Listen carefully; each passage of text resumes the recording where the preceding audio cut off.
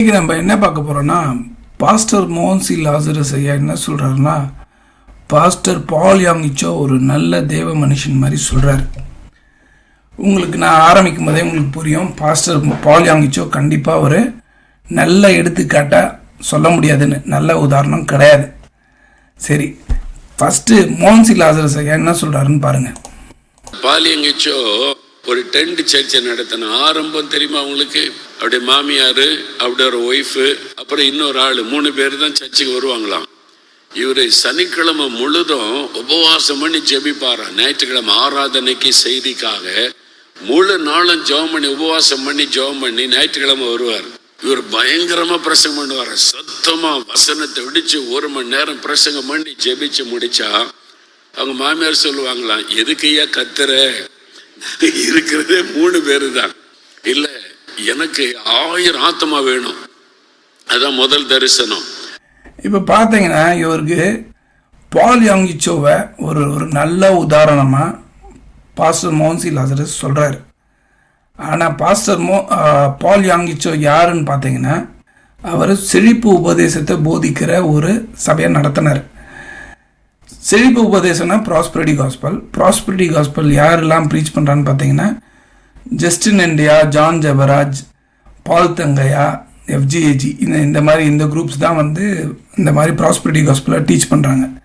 இவங்களோட ஸ்ட்ராட்டஜி என்னென்னா, கர்த்தர் உங்களை ஆசீர்வதிப்பார்னு சொல்லி நம்ம பாக்கெட்டில் இருக்க பணத்தை அவங்க எடுத்துப்பாங்க. இதுதான் இவங்களுடைய ஸ்ட்ராட்டஜி.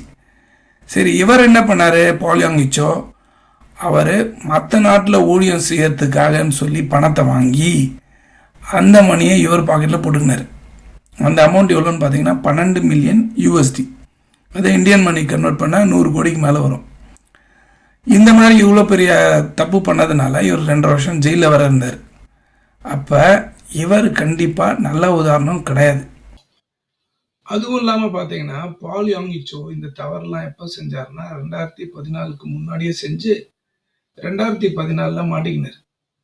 அப்போ மோன்சி லாசரஸ் இந்த உபதேசத்தை கொடுக்கும்போது, இந்த செய்தியை கொடுக்கும்போது கிளியராக இந்த காரியம்லாம் தெரிஞ்சிருக்கணும். அவருக்கு தெரிஞ்சும் அவர் பால் யாங்கிச்சோவை நல்ல உதாரணமாக நமக்கு சொல்கிறாரு.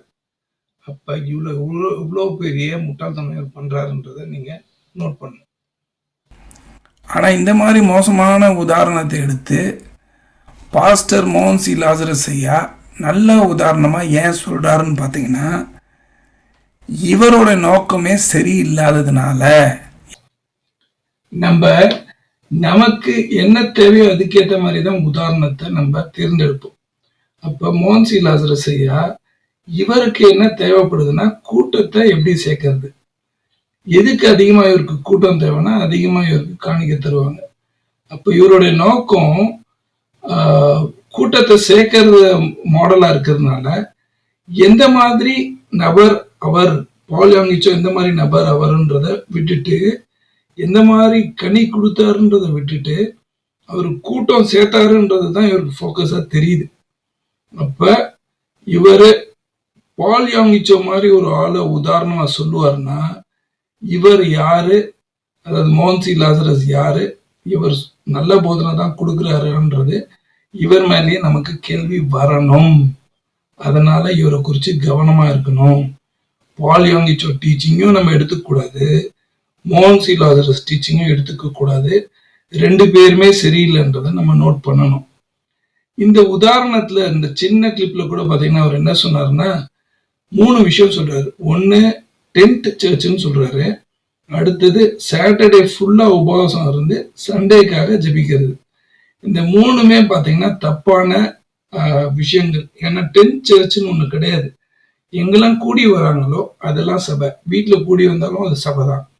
அப்போ டென்ட் சர்ச்னு ஒன்று கிடையாது. நெக்ஸ்ட், இந்த சாட்டர்டே ஃபுல்லா ஃபாஸ்டிங் இருந்துட்டு சண்டேக்காக உபவாசம் இருக்கிறது ஒரு குருட்டுத்தனம். அதில் என்ன ஆயிடுதுன்னா, சண்டே முக்கியமான நாளாக ஆக்கிட்டு ஜனங்கள் எல்லாம் சண்டையை மையமாக வச்சு ஒரு பாரம்பரியத்துக்குள்ளே எடுத்துன்னு போய் இவங்க எப்படி குருடர்களாக இருக்காங்களோ அதே மாதிரி அநேக குருடர்களை இவங்க எழுப்புறாங்க. பரிசேய ஆவிய, அதாவது ஒரு பாரம்பரிய கிறிஸ்தவனா உண்டாக்குறாங்க. சண்டே மட்டும் பரிசுத்தமாக இருக்க மாதிரி ஆராதிக்கிற மாதிரி சுபாவத்துக்கு எடுத்துகிட்டு போகிறாங்க. இது தப்பான ஒரு அடையாளம். அதனால் இவர் சொல்கிற உதாரணங்களை எடுத்துக்காதீங்க.